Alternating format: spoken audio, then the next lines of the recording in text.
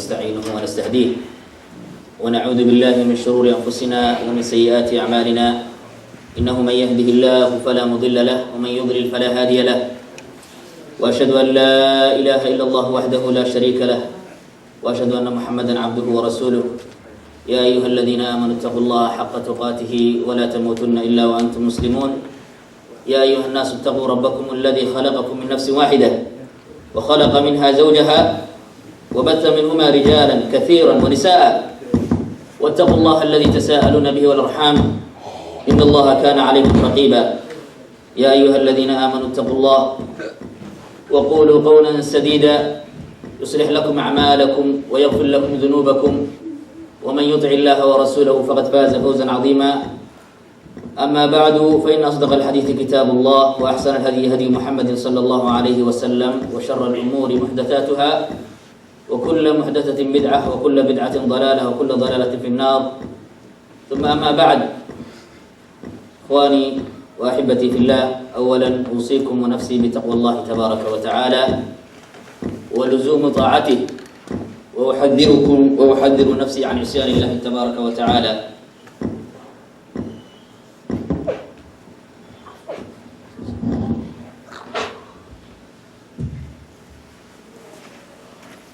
إن شاء الله تعالى وعدي يوعيد يوانا وحنا غفلا ولا لهنا مشايخنا إلهي سبحانه وتعالى في ميزان حسنات موساره الشيخ عبد الولي يا الشيخ عبد الرزاق كلمة دي ونكسنا إلى السيان إلهي سبحانه وتعالى وحن كرجرينا نغلقه الذين يستمعون القول فيتبعون أحسنه هو وانذا يوعيد كمغله قاتوا كنا دغما إلهي سبحانه وتعالى نقدر كواس إن شاء الله أنا وحن جعلها إن أنا وحي كهالله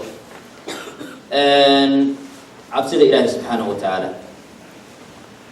حي لي عبسد إلهي سبحانه وتعالى ومد إلهي سبحانه وتعالى إنك يومدين نقول الريبة وضد من الله سبحانه وتعالى وحن جعلها إن شاء الله كلمة دان أن مارتي يعني عبسد إلهي إن أن سيقوني أهانا أروح الله دلن يرد محيا لي موضوع عاوة تاير الكيسة أما توبيك يسوحوها إن دلن يرد الله الله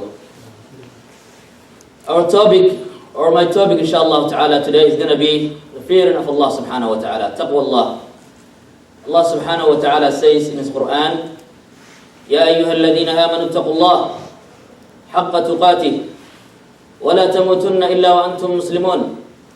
That's famous ayah. All of us we know that ayah, right? Allah subhanahu wa ta'ala says this ayah, oh you believe, fear Allah subhanahu wa ta'ala as you should fear of him, and do not die except as a Muslim. Ibn Abbas radiallahu ta'ala anhu says, he was explaining this ayah, he says Allah meant to be obeyed and not disobeyed, and remembered all the time and not forgetting, and not to be thankful and to be thankful, and we are not to be grateful to him.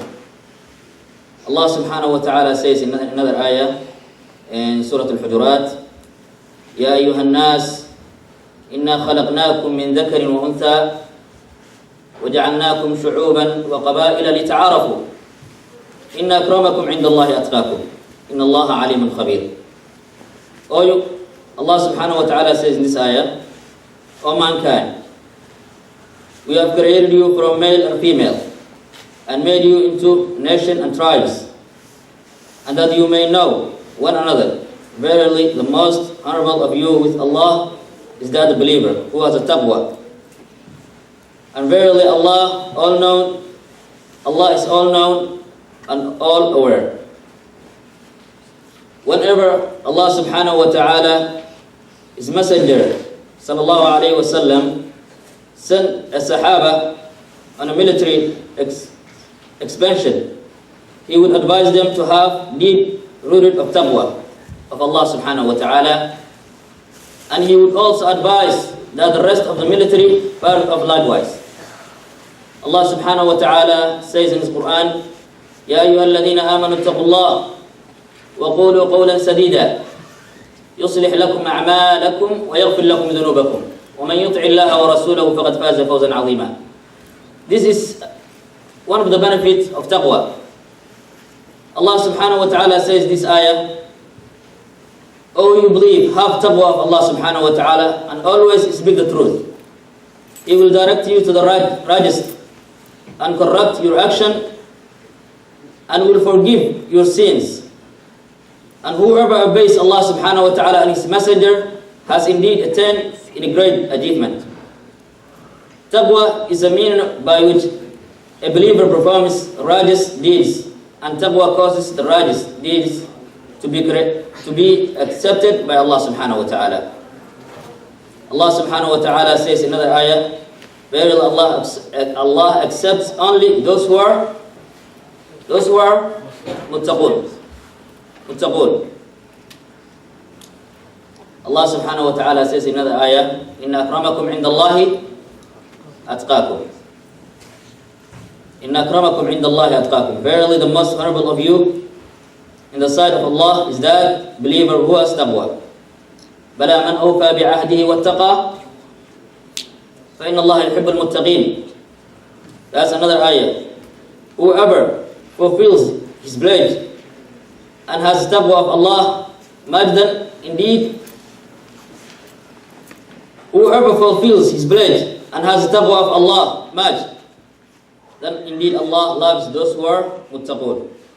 وَمَنْ يَتَّقِ اللَّهَ يُكَفِّرْ عَنْهُ سَيِّئَاتِهِ وَيُعْظِمْ لَهُ أَجْرًا.